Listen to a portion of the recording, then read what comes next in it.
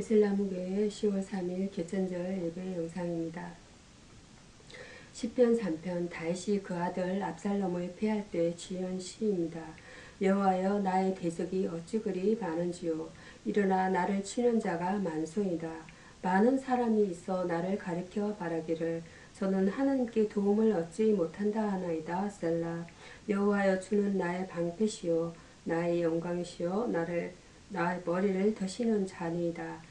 내가 나의 목소리로 여호와께 부르짖으니 그 성산에서 응답하시는도다. 셀라. 내가 누워 자고 깨었으니 여호와께서 나를 붙드심이로다. 천만인이 나를 둘러 치려 하여도 나는 두려워 아니하리이다. 여호와여 일어나소서. 나의 하나님이여 나를 구원하소서. 주께서 나의 모든 원수의 밤을 지시며 악인의 일을 꺾으셨나이다. 구원은 여호와께 있사오니 주의 복을 주의 백성에게 내리소서. 셀라.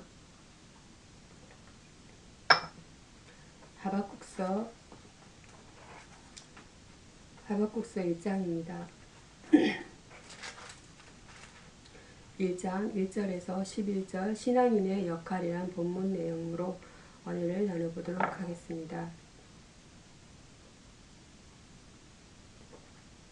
하나님은 패역한 세상 중에서도 의인을 찾고 계시며 그들을 통해 범세계적인 회개를 촉구하십니다. 사명을 바로 감당하는 자가 되어야 합니다. 가진 자들의 불효와 능멸이 판을 치고 가난하고 힘없고 소외된 자들의 생존권이 위협당하는 세상에서 신앙을 가진 자들은 정의를 외치며 몸소 실천하는 자로서 사명을 감당해야 합니다. 그러기 위해서는 하나님의 공의로우심을 확신하며 앞서서 정의를 행하는 자가 되어야 하며 용기 있는 자가 되어야 합니다. 하나님의 징계를 두려워하는 자가 되어야 합니다. 갈대아인들의 특세는 유다에 대한 하나님의 징계로 나타났습니다. 그들은 성격이 교만하고 영악한 기질을 가졌으며 자신들의 끝없는 야심들을 채우기 위해 잔인하고 포악한 행위를 일삼았으며 법이나 규범 또는 조약 따위는 무시한 채 마음대로 폭력을 행사하고 권력을 남용했습니다. 권력을 남용해서는 안 됩니다. 믿음의 사람은 자신에게 주어진 사회적인 지위나 권력을 남용하는 자가 되어서는 안 됩니다. 오직 하나님께서 자기에게 주신 사명을 감당하고 하나님의 징계를 두려워하는 자가 되어야 합니다. 하나님께서 권력을 주신 것은 개인의 야욕을 채우기 위한 것이 아니고 공의를 실현하기 위해 주신 것임을 기억해야 합니다. 범죄에 대한 심판은 반드시 따라옴을 기억하면서 사명 감당하여야 하겠습니다. 성도는 하시딘 하기오의 천상의 존재들이나 하나님 나라 백성들을 가리키는 말입니다. 여호와께서 죽으실 때에 예수께서 죽으실 때에 죽음으로부터 다시 살아났던 자들에게도 적용되고 있습니다. 이어서 하박국서 1장 12절에서 17절입니다. 어찌 방관하십니까? 라는 본문 내용으로 은혜를 나누고자 합니다. 선지자 하박국은 이 세상의 현실을 넘어서 하나님께 대한 의문에 쌓여 어찌하여 방관하시며 어찌 잠잠하시나이까 하고 하나님께 질문하고 있습니다. 어찌하여 게으른 자를 방관하십니까? 갈대인들의 강성과 유다인들에 대한 만행을 왜 묵과하고 계시냐는 말씀입니다. 갈대인들이 불의를 다스리려는 것을 보면서 어찌 주권자이시며 전지하신 주님이 되시고 공의로우신 여호와께서 방관하시냐는 말씀입니다. 그러나 하나님께서는 유다인들에게 그들 스스로 신앙생활에 나태감을 깨닫도록 하시기 위해 징계하고 계신 것입니다. 우리도 스스로 신앙생활이 나태해가고 있다면 적시 주님께로 돌아가야 합니다. 하나님과 사람 앞에 흠없는 자가 되어야 합니다. 어찌하여 악인을 향해 잠잠하시나이까? 하박국 선지자는 악인이 의인을 짓밟는데 하나님께서 왜 잠잠히 계시느냐는 질문입니다. 이것은 하나님의 권능을 부인하는 것이 아니라 자신의 괴로운 심정을 토로하는 말입니다. 그러나 우리는 이 말씀 속에서 이 세상은 우리 삶의 터전일 뿐만 아니라 실현장이 된다는 사실도 깨달아야 합니다. 이와 같은 때에 하나님께 가까이 나아감으로써 그 문제를 해결할 수 있는 것입니다. 하나님은 어려우신 분이기 때문에 세상을 악을 인정하거나 용납하시지 않고 반드시 심판하시고 징계하십니다. 세상의 혼미하고 복잡한 문제에 직면해도 하나님께 대한 확신은 흔들리지 말아야 합니다. 하나님의 뜻, God's will, 이 우주 안에서 발생하는 모든 일들은 다 하나님의 결정적인 뜻 안에서 일어나고 있습니다. 또한 그가 일어나기를 원하시는 의도적인 뜻, 의도, 의향이 있습니다. 다음은 야고보서 신약성경입니다. 야고보서 1장 2절에서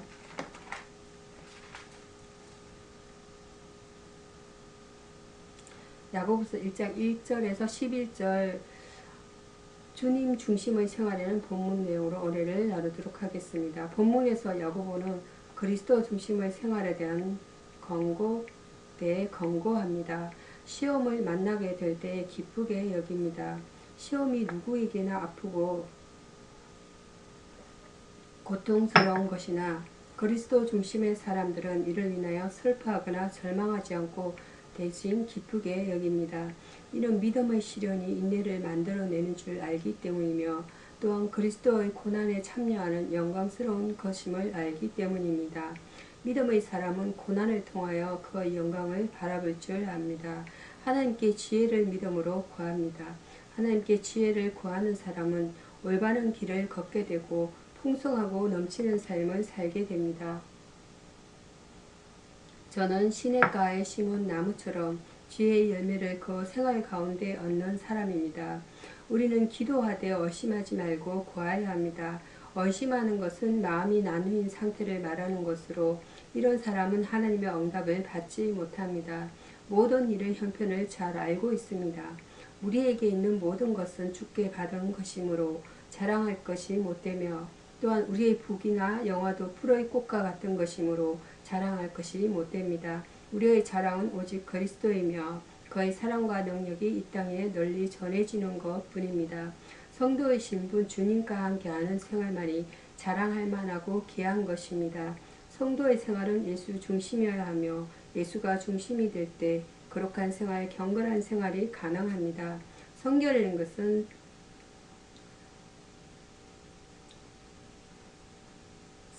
sanctification입니다. sanctification, 성결은 내면적인 것이어서 성령이 계속적으로 활동하여 마음속에 완전을 이룩하려는 역사입니다. 그리하여 생활에 나타난 마음의 악습을 제거하는 것입니다. 다음은 시편 137편입니다.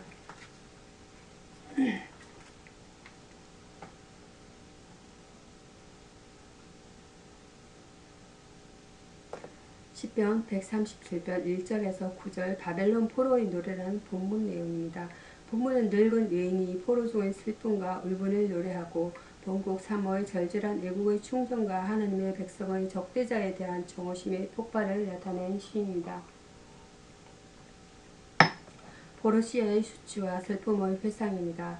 바벨론이 자기들의 심심풀이로 포로된 이스라엘인에게 그 본국 노래를 부르게끔 할 때 그들은 이를 거부하고 검은고를 버드나무에 걸어놓고서 유프라테스 강변에 앉아 시온을 생각하며 울었습니다. 오늘날 성도들이 이 세상의 포로가 되어 환경적으로 물질과 질병으로 현실에 부딪힐 때 포로된 이스라엘 민족의 호소처럼 그러한 것입니다. 항상 우리의 삶의 노래가 주의 나라를 향한 마음의 노래여야 합니다. 예루살렘에 대한 충성과 바벨론의 저주입니다. 히브리 노래는 모두가 국민적 생활, 성전 예배, 하나님의 언약과 신앙 등에 대하여 노래했으며 그들은 예루살렘을 사랑하는 간절한 정을 드러내어 말하고 있습니다.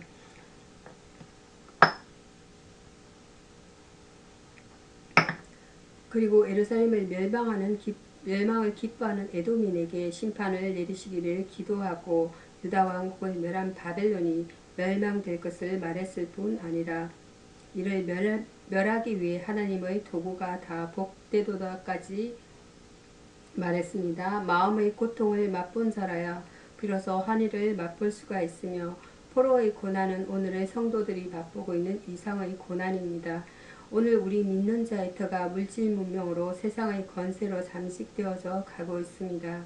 이로 인하여 성도는 하나님의 약속을 신뢰하며 주의 공의를 구해야 하겠습니다. 여기서 포로, 엑실레, 바벨론에 의해 강제로 팔레스타인에서 바벨론으로 이주당한 유다와 예루살렘 주민으로 주전 598년 혹은 587년에서 고에서 538년 혹은 성전 회복 515년까지의 기간을 말합니다. 다음은 에레미야 애가입니다.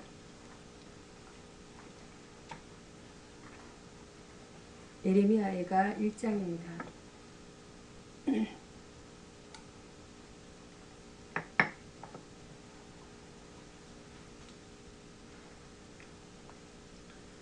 1장 14절에서 18절 죄로 인한 멍에라는 본문 내용으로 언해를 나눠보고자 합니다.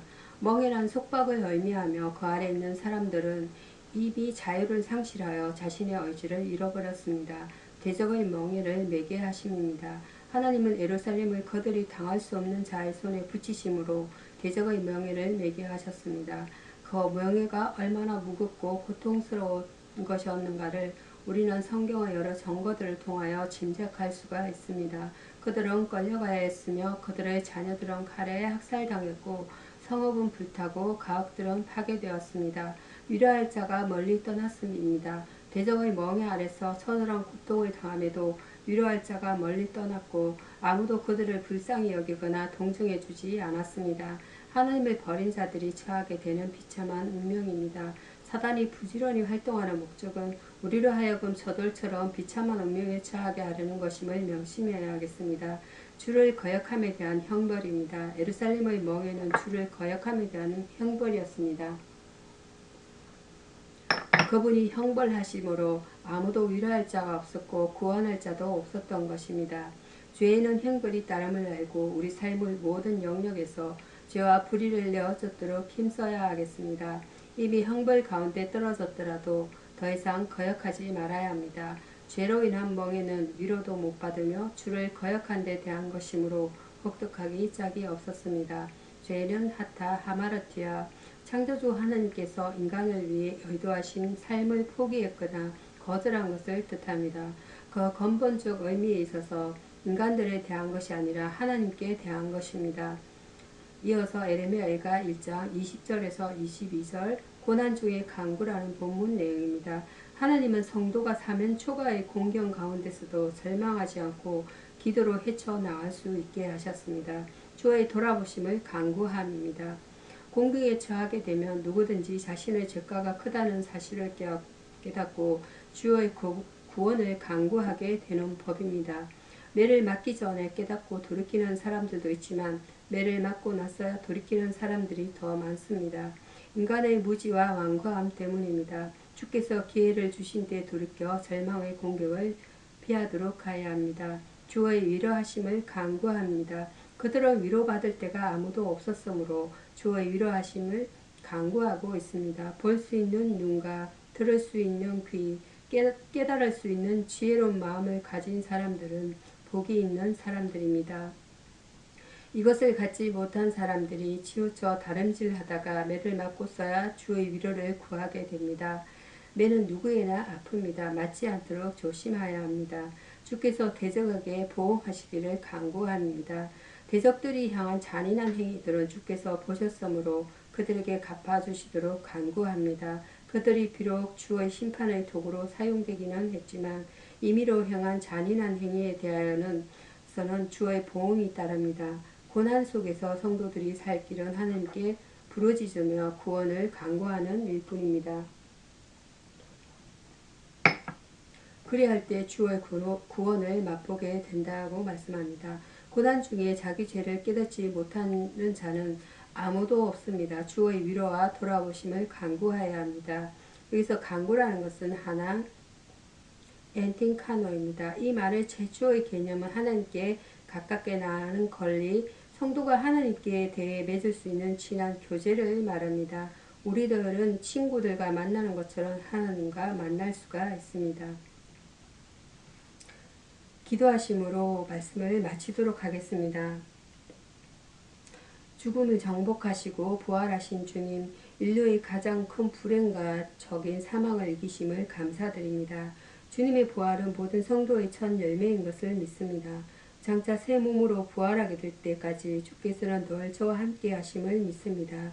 저희 삶 속에 주님께서는 분명히 함께해 주시겠다고 하셨는데도 때론 영안이 어두워서 주님의 존재를 깨닫지 못하고 시류와 좌절에 빠져서 점점 세상의 절망으로 빠져가는 일이 많사오니 저를 불쌍히 여겨 주옵소서. 이후로 믿음의 눈을 떠서 저와 함께 동행하시는 주님을 바라보게 하옵소서.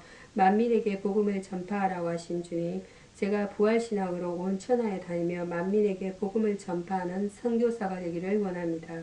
지금도 이 땅에는 하나님의 사랑을 배반하고 주님을 섬기지 않는 이들이 너무나 많사오니 주여 저들을 구원하여 주옵소서. 만민의 구세주이신 주님, 불신자들이 주님이 커신 구원을 결코 등한히 여기지 않게 하옵소서.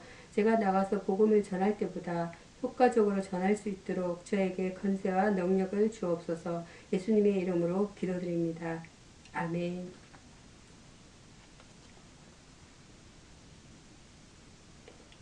감사합니다.